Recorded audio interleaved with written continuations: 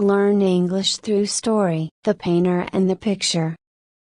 In a small town nestled between rolling hills and thick forests, there lived a painter named Marcus. He was known far and wide for his incredible talent, able to bring any scene to life with his brush. His paintings adorned the homes of the wealthy and were displayed in galleries across the land. People traveled great distances to commission works from Marcus, and he had earned a comfortable life from his art. But as Marcus grew older, he became more critical of his own work. No matter how much praise he received, he was never satisfied. He would spend hours staring at his finished pieces, finding flaws that no one else could see. The vibrant landscapes, the lifelike portraits, and the detailed still lifes, none of them seemed to capture the true essence of the world as he saw it.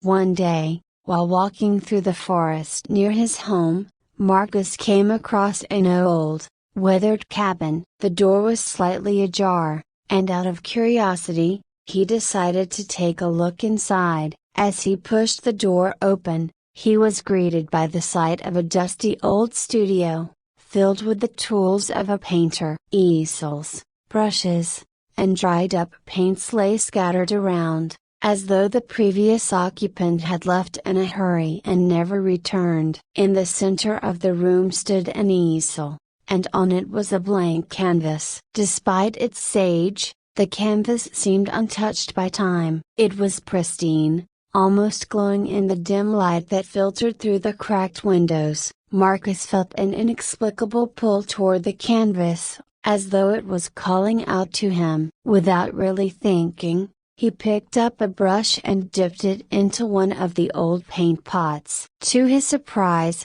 the paint was still fresh and vibrant. As he brought the brush to the canvas, he felt a surge of inspiration unlike anything he had ever experienced before. His hand moved with a confidence and ease that had long eluded him, and within moments, the outline of a scene began to take shape. Hours passed, but Marcus was unaware of the time. He was completely absorbed in his work, painting with a fervor that he hadn't felt in years. The scene on the canvas became more detailed and lifelike with each stroke, as if the world he was creating was coming alive right before his eyes. The colors were more vivid than anything he had ever mixed, the light and shadows more real than in any of his previous works. When Marcus finally stepped back to admire his work, he was stunned by what he saw. The painting depicted a beautiful,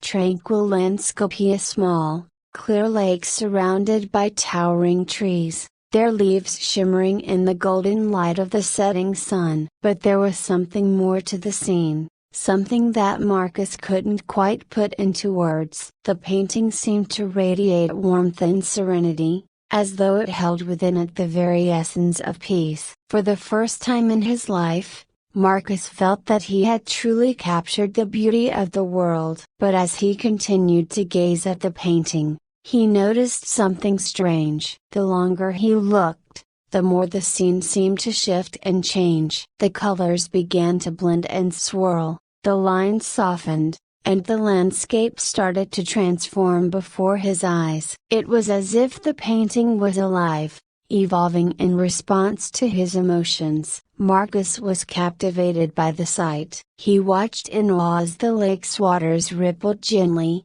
the trees swayed in the breeze, and the sun dipped lower in the sky, casting long shadows across the ground. It was as if he had created a world within the canvas, a world that was as real as the one outside the cabin. For days, Marcus returned to the old studio, unable to stay away from the painting. Each time he looked at it, the scene had changed slightly, reflecting his mood and thoughts. When he was happy, the sun shone brightly, and the landscape was lush and vibrant. When he was troubled, the sky darkened with storm clouds, and the once calm lake became choppy and restless. Word of Marcus's miraculous painting soon spread, and people from the town began to visit the old cabin. eager to see the masterpiece for themselves. They, too, were entranced by the painting, though they did not see the changes that Marcus saw. To them,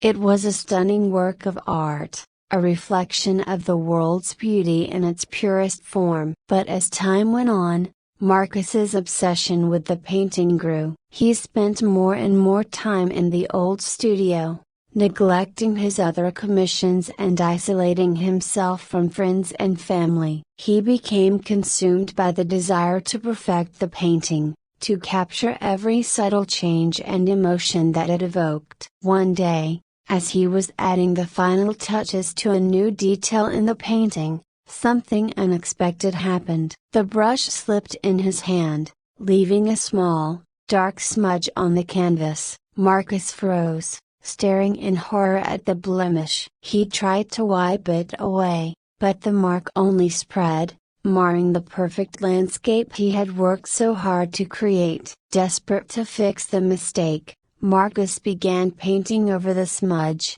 but the more he painted, the worse it became. The colors became muddied, the lines blurred, and the once beautiful scene began to lose its clarity. Frantic, Marcus continued to work, but nothing he did could restore the painting to its former glory. In his despair, Marcus realized that the painting had become more than just a work of art to him. It had become his life, his identity. He had poured everything he had into it, hoping that it would bring him the fulfillment and satisfaction he had always sought. But now, it was slipping away, just like everything else in his life. Exhausted and defeated, Marcus collapsed on the floor of the studio, tears streaming down his face. He had lost himself in the pursuit of perfection, only to find that it was an impossible goal. The painting had been perfect because it was alive,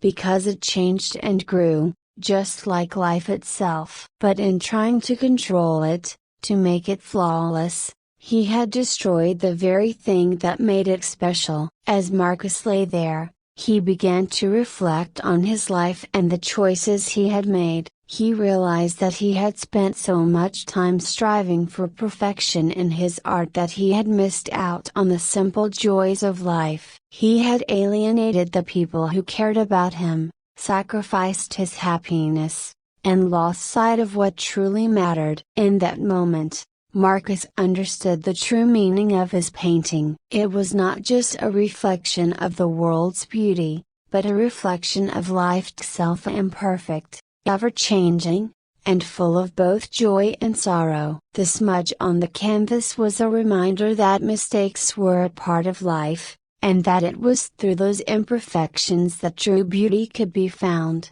With a renewed sense of purpose, Marcus stood up and walked to the painting. He picked up his brush and, instead of trying to erase the smudge, he began to incorporate it into the scene. He let the dark mark become part of the landscape, blending it into the shadows of the trees and the ripples on the lake. As he worked, the painting began to come alive once more, the colors brightening and the scene regaining its vibrancy. When Marcus finally stepped back, he saw that the painting was even more beautiful than before. It was not perfect, but it was real, and that was what made it special. The smudge had become a part of the story, a testament to the journey he had taken and the lessons he had learned. With a deep sense of peace, Marcus left the old studio and returned to his life. He began to paint again, but this time, he did so with a newfound appreciation for the imperfections in both his art and his life. He reconnected with his friends and family, and found joy in the simple moments that he had once overlooked. The painting in the old studio remained there, untouched and unseen by others. It was Marcus's masterpiece, not because it was flawless, but because it was a reflection of his soul, a reminder that true beauty lies not in perfection, but in the acceptance of life's imperfections. And so, Marcus lived the rest of his days with a heart full of contentment, knowing that he had finally found the fulfillment he had sought for so long. The moral of his story was clear: in the pursuit of perfection, one must not forget to embrace the beauty of imperfection, for it is in our flaws that we find our true selves. I hope you enjoyed the story. If you enjoyed, then please like and share this video, and don't forget to subscribe our YouTube channel. Thank you for watching.